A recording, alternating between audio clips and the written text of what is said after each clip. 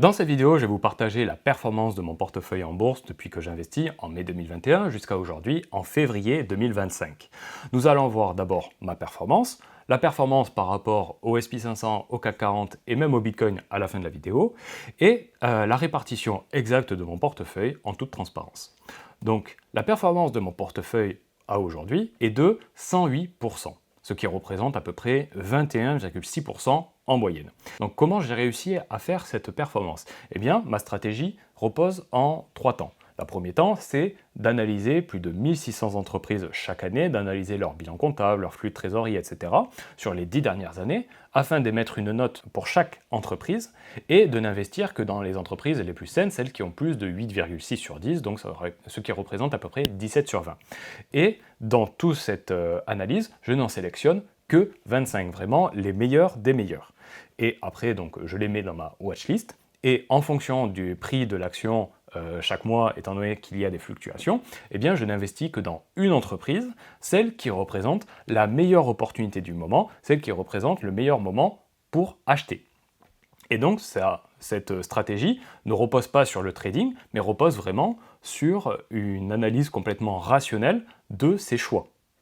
Et c'est ce qui me permet d'avoir cette performance qui est de plus de 20% par an en moyenne. Quand on regarde cette courbe, eh bien on remarque une certaine tendance baissière sur les derniers mois. Et donc la première chose à faire avant de remettre en cause mon existence, c'est de regarder le Fear and Greed. Donc le Fear and Greed, ça permet de savoir si les sentiments des marchés financiers sont plutôt positifs, donc en hausse, ou négatifs, en baisse. Et donc ce qu'on remarque, c'est qu'il y a une certaine tendance négative entre octobre et février. Et ce que je veux dire par là, c'est que oui, ma performance de mon portefeuille a baissé, mais c'est pas parce que je n'ai pas fait des bons choix, c'est parce que le marché financier dans sa globalité est en baisse. Mais le seul conseil que je peux vous faire, c'est que si vous avez eu une bonne stratégie, un bon raisonnement, que vous avez investi dans des entreprises saines au bon moment, etc., et que même si le marché à court terme est négatif et que vous voyez votre portefeuille baisser, eh bien vous devez avoir confiance dans vos choix, vous ne devez pas paniquer, vous ne devez pas faire n'importe quoi, parce que c'est à ce moment-là même où vous tenez vos positions, vous attendez que l'orage passe, parce que le soleil est au beau fixe plus tard. Et c'est même à ce moment-là qu'on peut faire de meilleurs investissements, parce que, étant donné que les marchés sont irrationnels à court terme, alors le prix des actions baisse, et c'est à ce moment-là où vous pouvez investir et faire de très bonnes performances. Et donc maintenant, nous allons parler de la répartition de mon portefeuille. Donc là encore, je mets des warnings, eh bien, j'investis sur un horizon de plus de 20 ans, et je souhaite investir dans un portefeuille qui aura entre 12 à 24 entreprises. Il faut savoir que si vous avez plus de 24 entreprises, si vous avez plein d'ETF, eh bien, la surdiversification ne permet pas de diminuer le risque à outrance. À partir du moment où vous avez à peu près 12 à 24 entreprises, si c'est bien choisi, si elles sont dans différents pays, de différents secteurs, etc., eh bien, déjà, votre risque est largement diminué. Donc la répartition de mon portefeuille aujourd'hui est de seulement 6 actions. La plus petite pourcentage est de 0,8%. C'est une entreprise dans laquelle j'ai investi récemment et que je compte continuer à investir dans les prochains mois. Et la plus grande est de 49%, donc presque 50% de mon portefeuille. Et là, la première chose que vous pouvez vous dire, c'est « Oh là là, c'est pas du tout diversifié, etc. » Et je vais vous donner un exemple de comment je réfléchis. Si je souhaite avoir un portefeuille de 24 entreprises dans 20 ans, donc on va dire que la valeur sera de 1 million d'euros. Donc ça veut dire que pour chaque entreprise, si je veux bien diversifier, eh bien chaque entreprise devra valoir 40 000 euros par entreprise, pour que ça soit bien diversifié, 40 000 fois 24.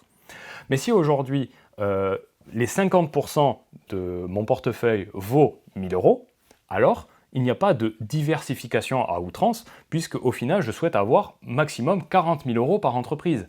Et donc, la règle que je souhaite m'imposer aujourd'hui, c'est qu'il ne faut pas dépasser une certaine limite. Donc par exemple, dans cet exemple, c'est 5 000 euros.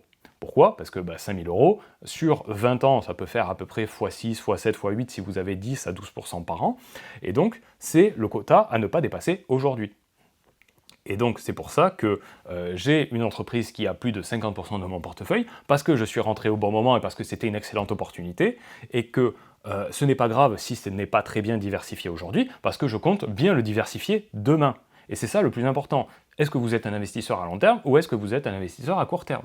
La répartition de mon portefeuille au niveau des secteurs est dans 3 secteurs, donc consommation discrétionnaire à 70%, technologie à 20% et finance à 10%. Là aussi, c'est à peu près la même logique, c'est-à-dire que je souhaite diversifier à long terme, à court terme, ce n'est pas très important.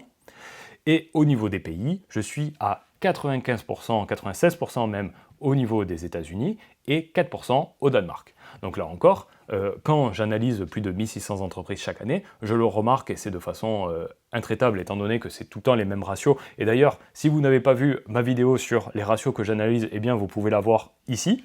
C'est cette vidéo, comment j'analyse les actions. Eh bien, je peux vous le dire, les entreprises américaines, étant donné que j'analyse pour chacune les mêmes ratios, eh bien les entreprises américaines, en quantité et en qualité, sont bien meilleures que toutes les autres dans le monde. Et c'est impressionnant comment on peut le voir. Donc c'est pour ça que sur les 25 entreprises que j'ai dans ma watchlist et que je surveille, à peu près 18 à 20 entreprises, je dirais, sont américaines. Et le reste, ça peut être des exceptions, comme au Danemark, comme au Japon, comme en France, il y en a. Mais c'est assez rare. Donc c'est pour ça que le portefeuille que vous pouvez avoir et que j'ai, c'est surtout tourné vers les entreprises américaines. Voilà. Donc si vous souhaitez faire vos propres choix de votre côté en suivant plus ou moins ma stratégie, eh bien je vous invite à rejoindre la méthode ALAR, car dans la méthode ALAR, vous aurez toutes ces performances en toute transparence, vous saurez sur quoi j'investis, dans quelle proportion, etc.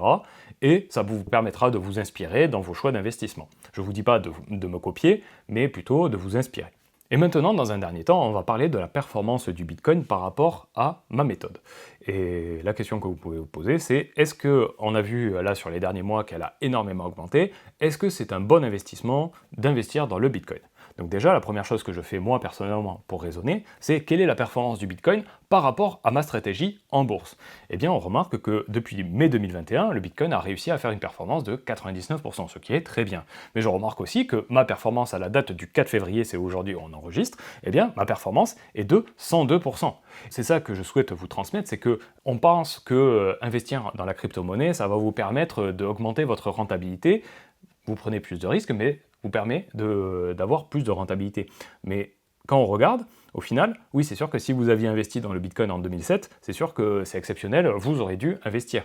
Mais maintenant, au jour d'aujourd'hui, eh bien, quand on voit que le Bitcoin vaut 100 000 $ et que, oui, c'est très probable qu'un jour il soit à 1 million, la question c'est quand plutôt. Si c'est dans 6 mois, oui, c'est très intéressant d'investir dans le Bitcoin aujourd'hui. Mais si c'est dans 50 ans, eh bien, c'est pas si intéressant que ça. Parce que, par exemple, vous pouvez avoir une entreprise comme Nvidia qui, sur les 2 dernières années, a, elle, fait x10.